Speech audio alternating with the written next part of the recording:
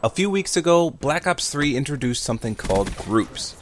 For some reason, it wasn't talked about much, and I didn't really see anyone making videos about it. So I wanted to just briefly cover what they are and how they work, as well as advertise my own group. So according to Treyarch, groups adds an entirely new social element to the Black Ops 3 universe. They offer an in-game community to bring players together, which helps quickly expand their network of friends. So basically, you can look at it as a way to organize your friends list.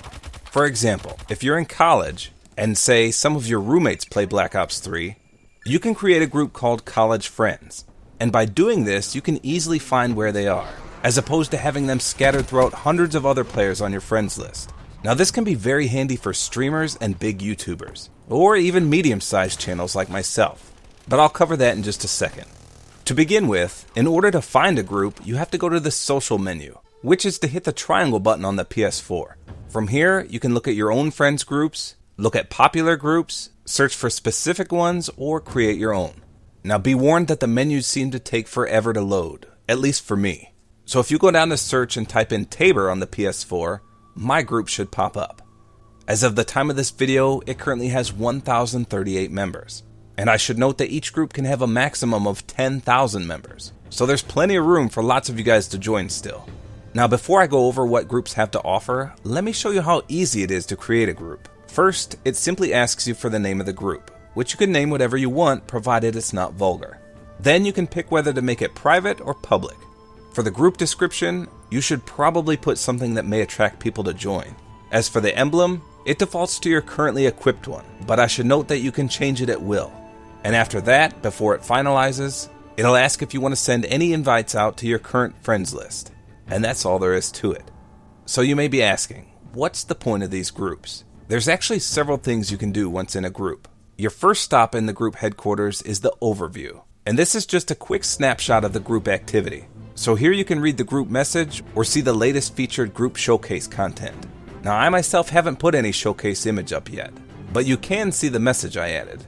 Next up is the roster. The roster is in every way like your friends list. However, you don't necessarily need to friend those players. You can join in on people, check their combat record, or view their showcase. And this is all without the need to flood your friends list.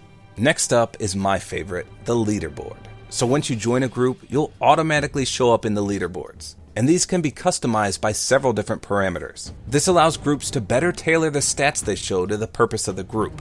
For example, if I change the roster to sort by time played, you can see that Bunglin leads the way out of all my members with 33 days played. That's pretty impressive. And according to his emblem, he's well on his way to hitting every goal he set out to achieve in Black Ops 3. He's only missing that level 1000 accomplishment, and he's almost there. Now if we sort by score, it looks like Deacon reigns supreme, and he's even level 1000. And that's equally impressive. Now take note, I don't know this Bunglin guy or Deacon, but if I joined a group, that would be one of my goals, to make it to the top of the leaderboard. Next up is the showcase. The group showcase brings together all the awesome content published by fellow group members. For example, going to Paint Job shows all the published content by all my current members. And again though, sometimes these menus can be a bit glitchy and not load at all, which is thoroughly annoying. Sometimes I just like to browse the emblems people make, but half the time the screen doesn't load at all. The last category is admin, so this tab provides comprehensive control over all aspects of the group. This includes things like privacy settings, the ability to update group identity, and much more. You can even ban people here.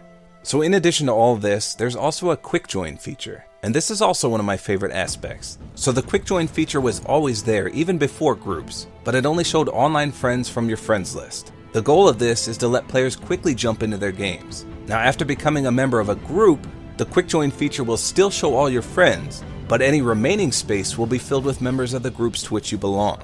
In many cases, this will dramatically increase the number of people players can instantly party up with. In fact, they recently updated this to better distinguish your actual friends list from group members. You'll notice that group members are highlighted blue, whereas your friends list people are gray. And that's about the extent of the groups in Black Ops 3. I'm hoping they eventually expand on this to involve clan rewards like in prior games. For example, matching similar sized groups against each other, and the ones who get the most wins receive a reward. Maybe a calling card or a piece of specialist armor. The groups feature is a great way for big YouTubers to interact with their fan base without having to add 1 million people to their friends list. For example, I could log on right now and instantly join up with over 1,000 members of my group. In fact, I always make it a goal to invite a few people in my spare time when I log on. Or I'll randomly join in on some of my group members' games. I'm not gonna lie, it's always fun to see people's reactions when they notice me. So if you haven't joined my group yet, please feel free to do so. I'd like to see if I can get my group up to that 10,000 player limit. I do need to note that I currently don't have an official group on the Xbox. It's just on the PS4. Now with that said, one of my Twitter followers did make an unofficial Tabor Hill group over there. And this is the group emblem for that. It's not quite up to par as my own emblem, but it's close enough. So I fully endorse this group on the Xbox.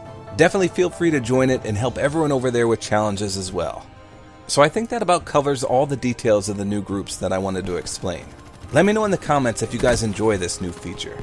I'd say it's pretty handy as it is, but I think once all the bugs are ironed out, it'll be a lot more beneficial.